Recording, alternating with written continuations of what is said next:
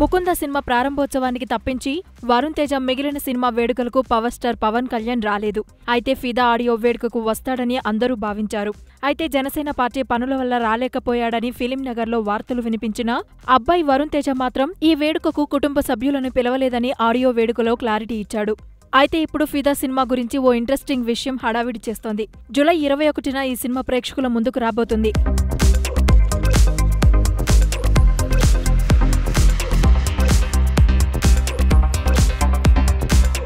అయితే రిలీజ్ కి ముందే పవన్ కళ్యాణ్ కు సినిమాని చూపించాలనుకున్నారు. కానీ ఆయన త్రివిక్రమ్ డైరెక్షన్ లో చేస్తున్న సినిమా షూటింగ్ కోసం బల్గేరియా బయలుదేరి వెళ్లారు. నెలాఖరున తిరిగి ఇండియాకి వచ్చిన తరువాత ఈ సినిమాని ప్రత్యేకంగా పవన్ కోసం చూపించబోతున్నారట. ఫిదా సినిమాలో హీరోయిన్ పవన్ కళ్యాణ్ ఫ్యాన్ అని ఇప్పటికే చిత్ర యూనిట్ లీక్ చేసింది. అంతేకాకుండా ఖుషీ సినిమా తరహాలో ఉంటుందని నిర్మాత దిల్ రాజు ఆడియో వేడుకలో చెప్పడంతో ఫిదా సినిమాకు సినీ జనాల నుంచి పాజిటివ్ టాక్ వచ్చింది.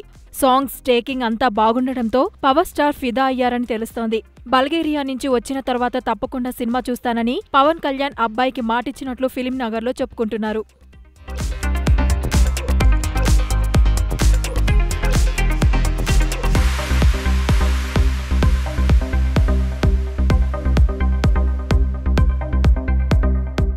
హాయ్ యూట్యూబర్స్, మరిన్ని మంచి వీడియోల కోసం సబ్స్క్రైబ్ చేయండి.